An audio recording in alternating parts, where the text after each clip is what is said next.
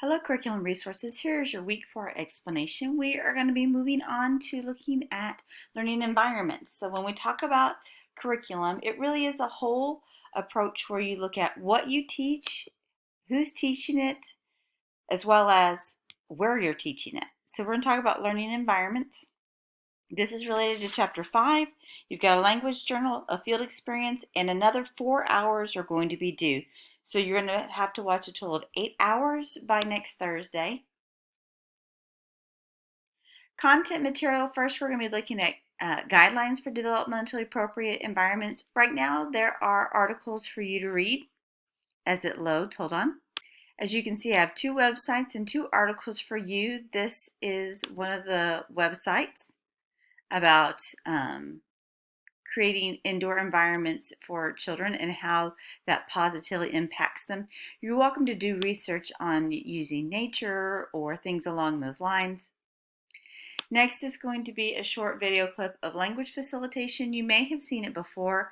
It's with my daughter Mackenzie when she is a little over 2, or I want you to pay attention to the word she says and how I expand it. And then the next is going to be your Chapter 5 quiz. It's over organizing space, materials, and time. Next week we'll dive more into looking at schedules and transitions, but we're going to be looking at materials and spaces. So here is your PowerPoint. And as I look through the chapter, there's lots of things to think about. Always the number one is going to be keeping your children safe. And then organizing the space. You have to think about what centers you have out, traffic flow patterns. You have to think about the wall space. Is there rooms for large groups and small groups? Things along those lines.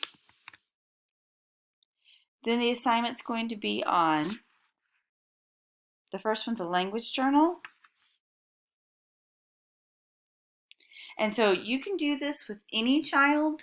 So if you are currently working in a child care center, you can do this. If you have your own child, you can do this.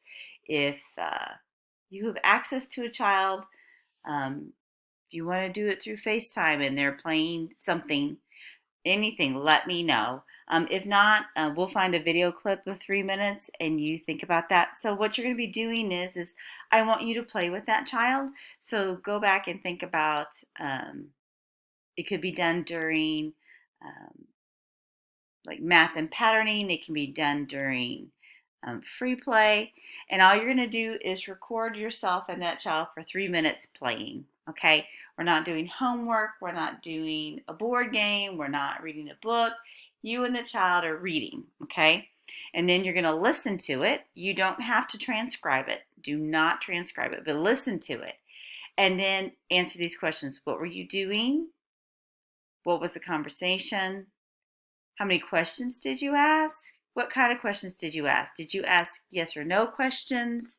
Did you answer questions like, who is this? Or what is this?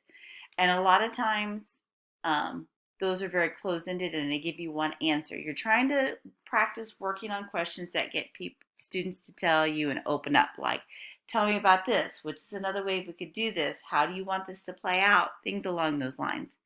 And so give 3 specific examples of it. And then how do you expand language? So if you go back to the language, it's where she says, Mo.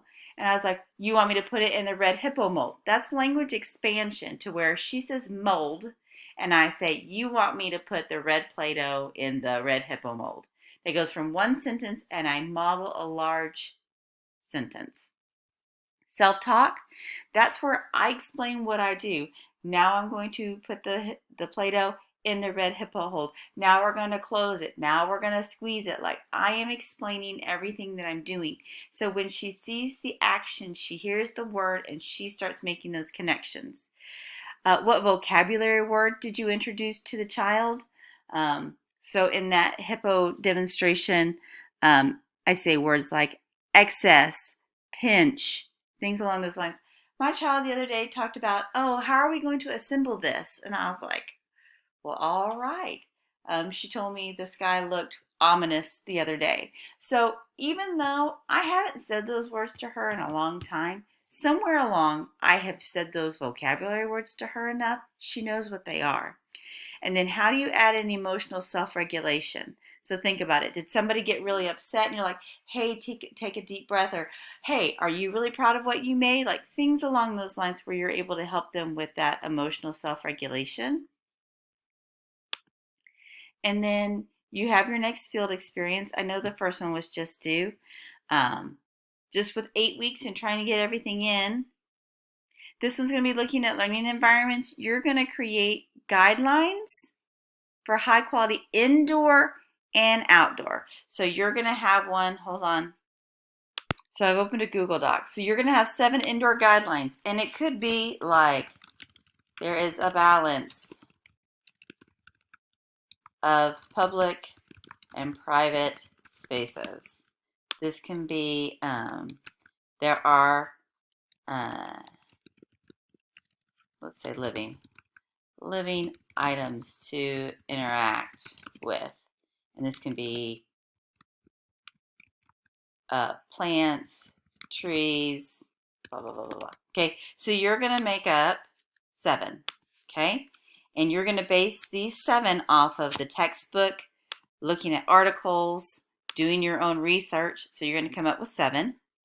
If you're currently in a child care center, you will take pictures, make sure there's no children. And then what you'll do is, so let's say we're going to do Kwong Daycare. Evaluation. Yeah, spelling is not my strong suit. Evaluation. Okay. And I'll be like, I'm trying to think the best way to do this. But if there's a balance of public and private spaces, I can say there is a nice balance of public and private spaces. There is blocks, whatever it's going to be. Like there are centers, there's a large group space.